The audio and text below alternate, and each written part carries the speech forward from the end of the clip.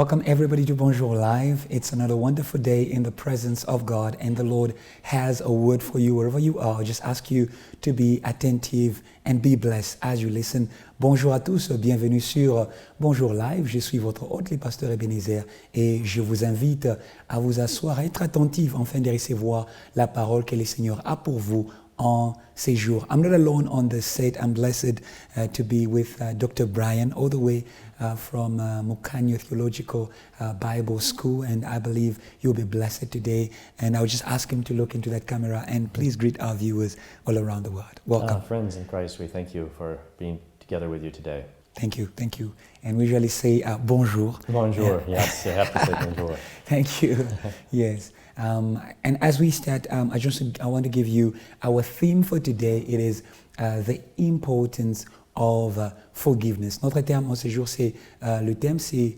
l'importance du pardon. And we're going to read our focus scripture from Matthew chapter 6, from verse 14 to verse 15. I'm going to read it in English. The Bible says this: "If you forgive other people when they sin against you, your heavenly Father will also forgive you. But if you do not forgive others their sins, your Father will not forgive your sins."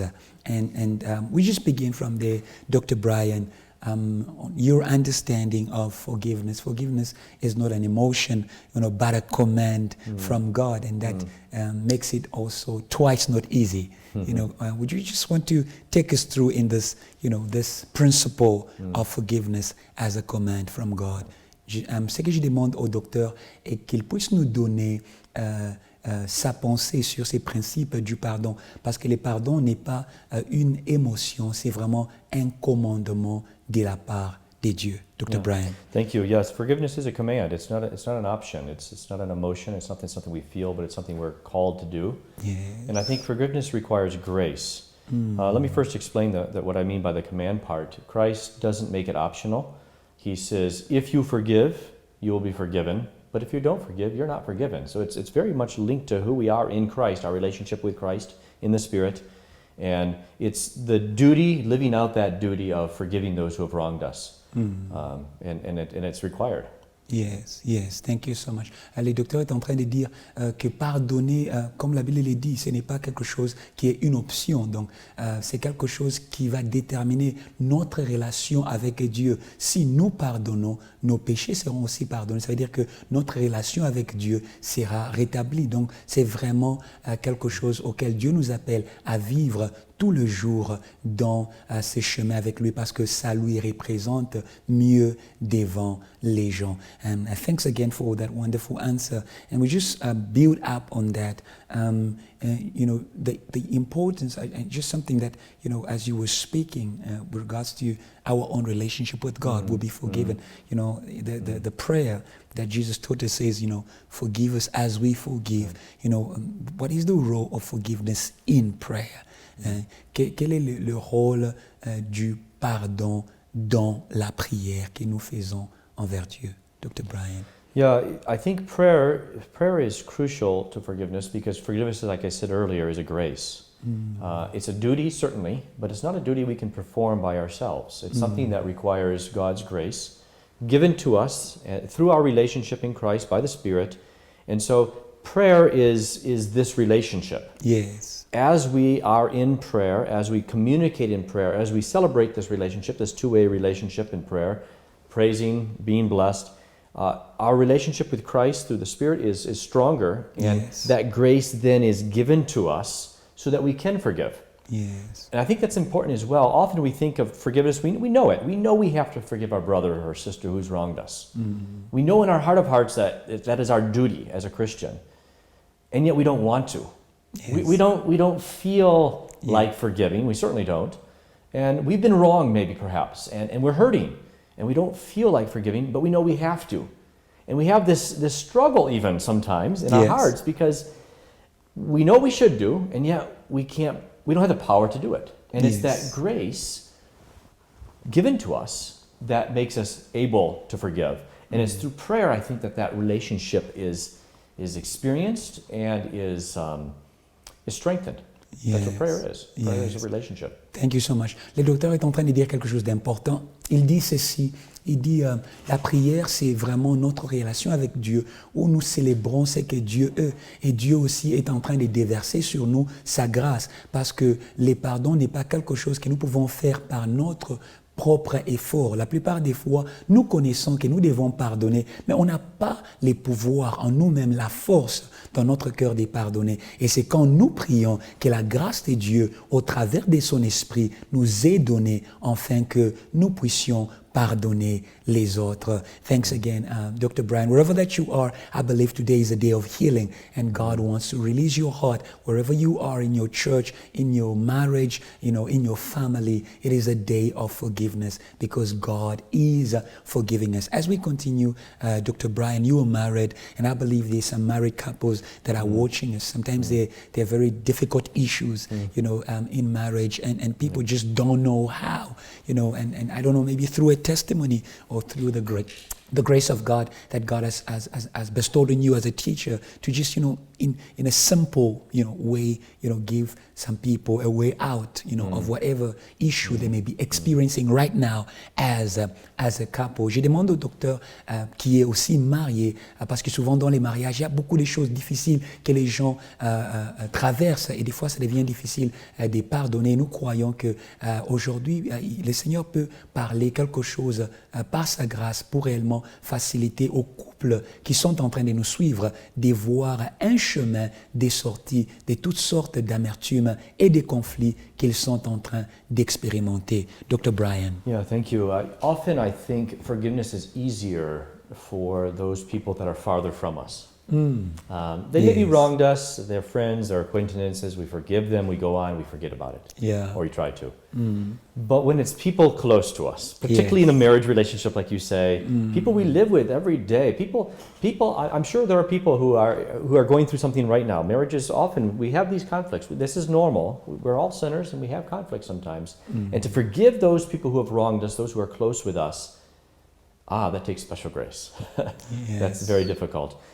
And we don't want to even. We like to have this laundry list of grudges and problems that we can always bring out and say and show to the other, you've done wrong here, you've wronged me here, and you're more at fault than I am. God wants us to forgive, though. If we are a believer and they're not even, God wants us to forgive out of the sake of witness. But especially two believers in a marriage relationship, two believers in Christ, why should they be fighting? It seems so illogical, doesn't it? And yet we find ourselves in these situations. Yes. I'm just going through a counseling session 2 weeks ago in my church, the church plant I'm with, and someone married for more than 20 years. They've been married, 30 years almost. And yet now they've come to a point and he's done wrong and she thinks she's justified. And the family, of course, is lined up over this and the family's divided. And we spoke with both of them, my wife and I, and we said, no, but the Lord wants you to forgive. Even if you've been wronged, even if you are not as at fault as the other party, the Lord wants you to forgive because He wants you to let go of that bitterness, Yes. to feel His healing, to be healed by Him, by His grace, and also then to demonstrate forgiveness to the other party. And this is so important in a marriage relationship, especially those of us in Christian marriages who need to be a witness, not only to those closely around us, but to the world out there. How can we forgive? How can we live together in godly marriage? And so, if you're going through this right now, friend, wherever you are out there, if you're going through a tough time right now, these things come. We do have tough times. We all go through them as Christians. We're sinners still. But God gives us this grace. He's promised this grace. Yes. And He wants you to exercise that grace. He wants you to, by His power, by the power of the Holy Spirit in Christ's name, to go forward and say, I'm sorry for what you can confess, to make up with the other person, to forgive where you've been hurt, and to demonstrate that grace is as live and well in your life, that power of the Holy Spirit is at work in you, so that others also will see Christ living out through you and be led to Him, to say, we want that as well. Because I think we've all had times like this, and many people are hurting. We need to demonstrate that in our communities. Thank you so much. Le docteur est en train de dire quelque chose de très important. Je vais souligner.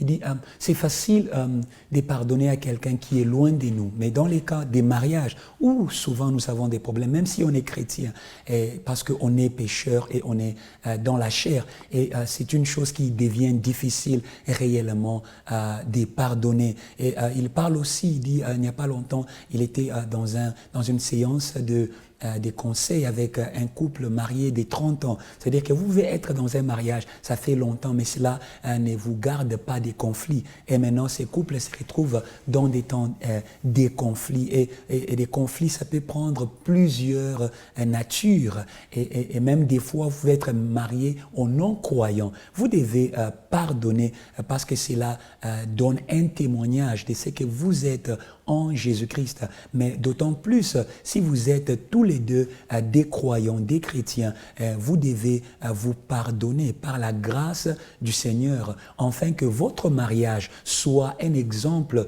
pour ceux-là qui sont dans les mondes. Thanks again, Dr. Brian. I just love, when you spoke about, that testimony, as believers, the other people in the world are looking, forward to what, Christians can give as answers, to marriage. And I just love that the Bible says, husbands, love your wife the way that Christ has loved the church. I believe that the marriage is truly a place where, people are called to be like Christ, which is not easy.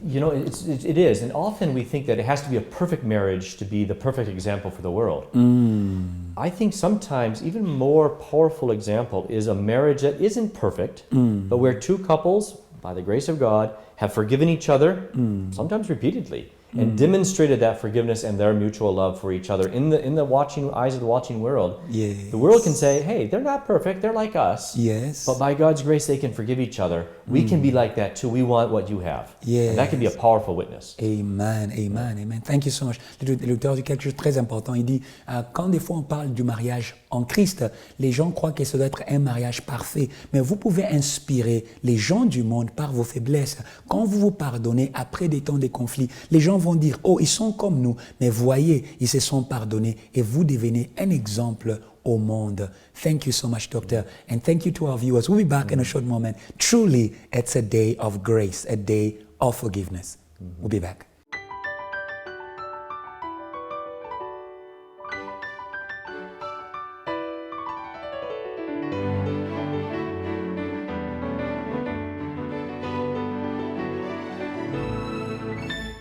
Vous la parole, malgré votre langue, Jésus vous aime. À vous la parole, malgré votre langue, Jésus.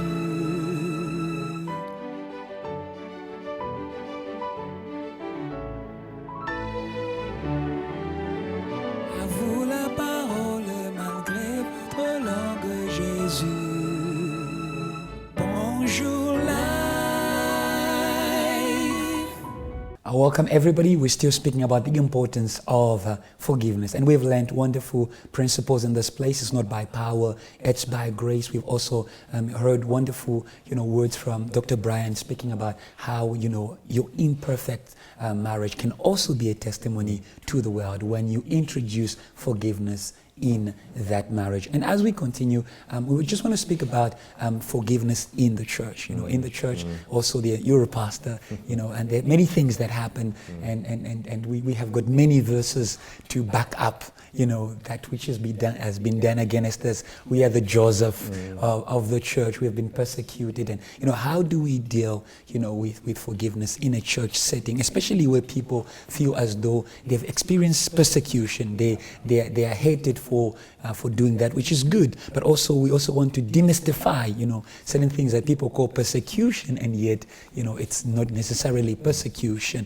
On aimerait parler du pardon dans l'Église où des fois, beaucoup de choses se passent, et la plupart des fois, les gens se sentent vraiment persécutés. Ils prennent même l'exemple de la Bible, où il y a Joseph qui était persécuté par ses frères. Mais nous voulons un peu démystifier cette notion de la persécution dans l'Église, où les gens des fois appellent persécution ce qui n'est pas persécution, afin que réellement nous puissions expérimenter les pardons dans l'Église. Dr. Brian. Yeah, I think first of all we should demystify persecution, because often we feel as if we've been wronged, and therefore, because we feel wronged, somehow we pull all the Bible texts that say that, you know, those who are persecuted are somehow going to be blessed, and we pull those to ourselves, when perhaps, even more importantly, we should be pulling the Bible text to ourselves and quoting them and memorizing them, those that say to us, forgive those who have wronged you. And not just once, not just 7 times, but 70 times 7. Yeah. And so I find a passage, for instance, in 1 Peter chapter 2, where it says, Christ was reviled, and he reviled not again. He was mocked, he was mistreated, he was scorned, and he didn't return insult for injury. That, to me, is a big challenge. That's a real big challenge. Because, well, as a leader, sometimes you're insulted. Sometimes people say bad things to you. And you can quickly have a pity party and, you know, say, oh, woe is me, I'm being persecuted.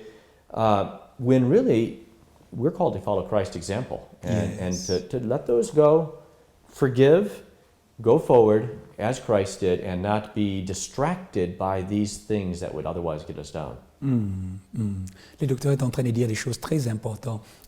Il dit la plupart des fois, quand nous expérimentons la persécution ou quand les gens nous font du mal, nous sommes pressés de chercher des versets qui disent heureux ceux-là qui sont persécutés parce qu'ils seront bénis. Cela nous amène à être confortables dans notre propre coin. Et pourtant, c'est dans cette position des persécutions où nous pouvons réellement montrer aux gens le Christ qui est en nous, parce que nous voyons, comme il est dit en 1 Pierre 2, où le Christ a expérimenté la moquerie des gens, mais le Christ n'a pas retourné cela à ses persécuteurs. D'ailleurs, le Christ a prié, il a dit, Père, pardonne-leur, parce qu'ils ne connaissent pas ce qu'ils sont en train de faire. Donc, si vous êtes persécuté dans l'Église, ce n'est pas le temps d'avoir pitié de vous-même, mais c'est vraiment une opportunité de sortir et de montrer ce que le Christ ferait dans votre situation. I just love, that you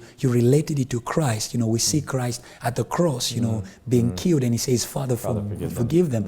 They know not. So I believe we need to run to that scripture more than the other scriptures that make us more comfortable in unforgiveness when we feel that we are persecuted.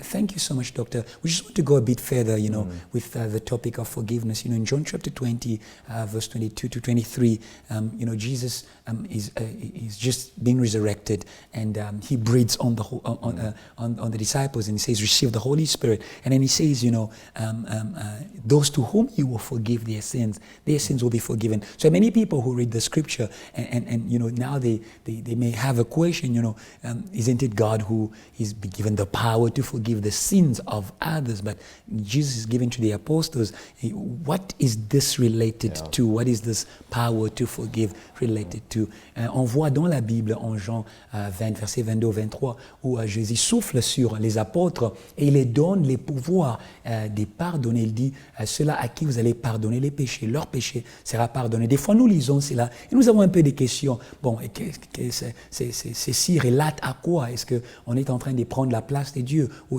qu'est-ce que Jésus réellement voulait dire en disant aux apôtres, ceux-là à qui vous pardonnerez les péchés, leurs péchés seront pardonnés? Dr. Brian. Yeah, I think it's important to recognize the power that we have as church leaders. There's an authority, there's a gifting that the Lord has given us to lead in His church, to lead His people. We're not perfect people. In fact, as soon as we think we are, we're in a bad place. We often have to learn this grace of forgiveness. In fact, sometimes even the insults and the persecution that we experience is God's opportunities given to us so that we can learn better the grace of forgiveness. We ourselves as church leaders. Having said that, though, the Lord has given us authority in the church. And He has given us authority to teach His Word, to teach about this grace, to teach about the Holy Spirit who gives us this grace of forgiveness.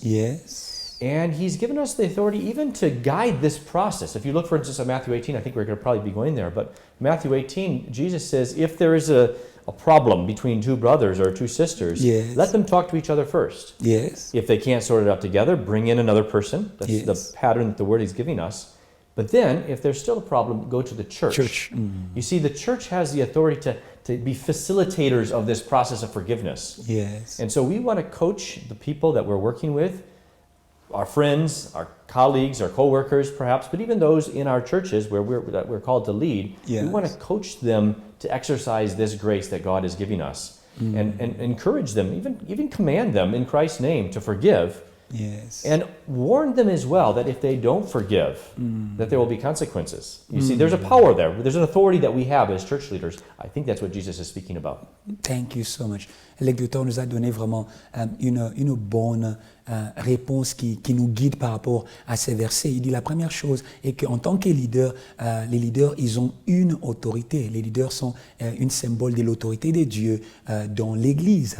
Et la plupart des fois, Dieu permet à ce que les leaders eux-mêmes puissent expérimenter certaines choses dans leur propre vie, afin que Dieu puisse les amener à cette école de la grâce de pardonner. Et maintenant, les leaders qui a appris, il peut aussi enseigner par le Saint-Esprit aux fidèles comment est-ce qu'ils peuvent pardonner. Bien plus, l'autorité de l'Église est aussi facilitateur dans ces processus du pardon. Nous les voyons en Matthieu 18, la Bible dit si un frère a un problème avec un autre frère, qu'il puisse appeler un autre frère pour les aider. Si ça n'arrive pas à les réconcilier, qu'ils puissent recourir à l'Église. Donc l'Église, vraiment, c'est une autorité qui peut faciliter et qui peut aussi amener les gens à comprendre les conséquences de ne pas pardonner. Thank you so much, Dr. Brian, for that wonderful answer. I believe that scripture is much more enlightened in the hearts of those who are following us, but also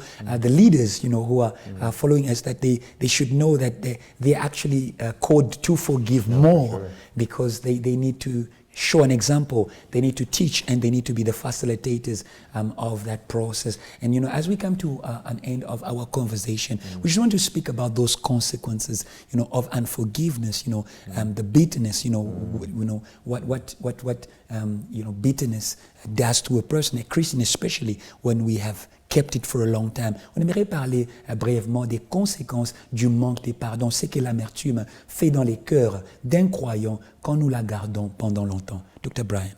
Yeah, the bitterness. There's always a bitterness, isn't there? When we hold on to something, when we don't want to give that up. We don't want to give up our laundry list. We don't want to burn all those things, those wrongs that others have committed against us. We hold on to it. It creates a bitterness that eats on us and can destroy us even. Can destroy us. God gives us opportunities, and He gives us the grace to forgive. Yes. And I want to speak especially to those perhaps who are harboring a hurt. Yes. You're holding on to something maybe a long time ago, maybe just more recently, and you're mulling it over. It's like this endless cycle in your mind. But he wronged me, or she said this wrong, and you replay this in your mind like a video that you keep playing back again. And the more you meditate on it, the more you reflect on it, the more hurt that creates. It's destroying you. Yes. God gives you grace to put that sin out of your life and to forgive whoever is hurting you. And that's a privilege. Yes. Have you thanked the Lord for the opportunities to forgive others? Because you see, it's a grace. Yes. And He gives us that grace so that we can get rid of this bitterness. Yes. And others, friends, they encourage us, but He's calling us to get rid of that bitterness because it will destroy us eventually. Yeah. Even if the other person, he's still not right or she's still wronging you, forgive, because otherwise you'll be overcome by that bitterness. Yes. Thank you so much, Dr. Brian. And as we end, I just want you to look in at the camera and just, in 1 or 2 minutes, speak to somebody who doesn't know Christ and who hasn't come to a place where they can experience that grace of being forgiven in order to forgive others. Dr. Brian. That grace of being forgiven, my friend, is something that it's hard to describe with words. We hold on to things, we think we have it all together, we perhaps think everyone else is wrong, or we're bitter because of past circumstances. Maybe things haven't gone right in your life. Things are going from bad to worse. You're going through a difficult marriage situation, conflicts in the family or extended family. And these hurts seem to be internalized, and you're holding on to them. The Lord doesn't want it that way. He gives you an option. He gives you more than an option. He gives you a command. Give up all those things. Come to Christ. Yes. Christ promises to forgive. The one who has forgiven the very ones who crucified Him while on the cross. Yes. He promises to forgive you, to wash you clean, to take away all those hurts in your life. More than that, to take away the sin that separates you between the God and yourself. To take that all away, to fill you with His grace, with His Spirit. to be in right relationship with Him again, but also to be then in right relationship with others, to restore those relationships. These things are possible. These things are commanded, but they're possible. And we sometimes think, it's never going to be right again. It's never going to be restored. Maybe you're going through a difficult time. Personally, I can speak from experience. I have a situation right now where I'm trying to work through forgiveness with a brother, and it seems like it's sometimes 2 steps forward, 1 step back, sometimes 2 steps back, 1 step forward. And you say, but where is this going? By God's grace, we can be restored. Yes. By God's grace, He gives us what we need. He gives us, the command and the grace to forgive. By God's grace, He is even praying for us now. Christ is praying for us that His people will be one. He's praying for that reconciliation. You can be right with God. You can be restored with your brothers who are wrong with you right now. That's all through Christ's grace, and He gives it free. Brother and sister, wherever you are, confess your need of Christ, and He will heal you, and He will fill you with His Spirit so you can forgive others as well, and to live that life of joy. Yes, thank you, son. Thank you. Would you just make a prayer for them to receive Christ? Let's pray together. Father, Yes. I pray for my friends, brothers and sisters in Christ, perhaps, who are struggling with forgiveness right now. Yes. That you'll give them this grace, that you'll fill them with your Spirit so that they can confess even their lack of forgiveness and be filled with your Spirit of forgiveness to forgive others. And Lord, even those out there who are not knowing you, who are living in a life of bitterness, life of broken relationships, a life of unrepentance and brokenness and hatred even. Father, I pray that you will fill them with your Spirit of love and joy and peace, even now, the Spirit of Christ, so that they may be forgiven by you and then also learn to forgive others. We pray these things in Christ's name only. Amen. Amen, amen, and amen. We are blessed to be in this place, and I believe you are blessed too. It is a time of forgiveness, a time of reconciliation with the Father in heaven, but also with all those around you. As we end, just quickly, I'll just ask Dr. Brian to just speak to us a little bit about what he does, and I believe many of our viewers really want to know. Yeah, thank you. Thank you for the opportunity. Mukanyo Theological College is a school that trains pastors, church leaders, others in the ministry, as well as Christian school teachers. And we've been around for 20-some years now doing this training. We are busy in 3 different locations, 3 different campuses. Kwamhlanga, which is in Mpumalanga, just to the north of Pretoria. Johannesburg here in Braamfontein, just off of Reesik Street, as well as Pretoria and Waverley, 3 campuses where we offer this training. It's accredited training, accredited by the South African government, offering training at the bachelor and diploma levels. We're so thankful because the ministry is filled with so many people on the team who are making this possible, so that people from all over Southern Africa can receive proper training, either in theology to understand the Bible better, or to become a school teacher, to teach children, to teach the next generation, be role models and mentors for them. Mukanyo also has a distance program that is available for churches and Christians all over Southern Africa. Many people don't have the luxury of coming to one of the 3 campuses here in South Africa. It's too expensive, or they can't be away from their ministries or whatever reason. Perhaps you yourself want to do more study of God's Word. You want to study more on what it means to be filled with the Spirit, to be filled with the graces of Christ, what salvation is, or the doctrine of God. All of these teachings are necessary for us to understand them for ourselves, to grow in grace and knowledge of Jesus Christ, but also then to teach others. And many people, though, are hindered from studying here in one of our 3 campuses in South Africa. And so we have available for them this distance program. It's a program where all the classes are available in study guide format and a DVD with the lectures that can be viewed together with groups of students or learners in different parts of Southern Africa, and accredited diploma level instruction and later BTH level instruction can be given through this mode. So we have churches all over Southern Africa who are taking up this vision. The church leader leads, he gathers students, maybe 10 or 12 learners. Together they go through the material, they challenge each other, they pray together, they mentor each other. The pastor, of course, takes leadership there. They go through this material, 2-year program, and they get a degree accredited by a South African Council for Higher Education and the Department of Higher Education here in South Africa. Okay. And this then gives our students across Southern Africa the ability to study that they otherwise wouldn't have access to. So yeah, Mukanyo, been around for 20 years, training pastors, Christian leaders, school teachers, And our vision is to glorify God in this way, to see the church grow and expand through proper Bible teaching, a foundation of God's Word that is then taught to our communities, witnessing Jesus Christ, living out the fruit of the Spirit in our lives. That's our goal. We also have a conference actually coming up next month, June, where we are bringing together all the teachers and Bible school leaders to be challenged together for 3 days here in June, here in Pretoria area. I'll give you the website information later if you'd like. It's mukanyo.ac.za, www.mukanyo.ac.za. You can find all about the material and the different programs there online. And if you're interested to study, my brother or sister, if you want to learn God's Word better, if you want to be a better school teacher or a better Bible teacher, by all means, use this opportunity. The costs are very cheap. We have subsidized programs from abroad. Still got to pay something, but it's very reasonably priced so that we can see church leaders and school teachers grow in their understanding of God's Word and be a blessing to so many more people in Southern Africa. That's our goal, that's our vision, and please join with us in prayer for this vision because we want to see the church blessed in this way. Amen. Thank you so much, Dr. Brian. It's been an honor to have you on our show on Bonjour Live, and we look forward to have you again. God bless you so much. God bless you to all viewers for the attention you've given, and I believe that you are ready to enter that journey of forgiveness, but also to learn more about God. God bless you. Bonjour.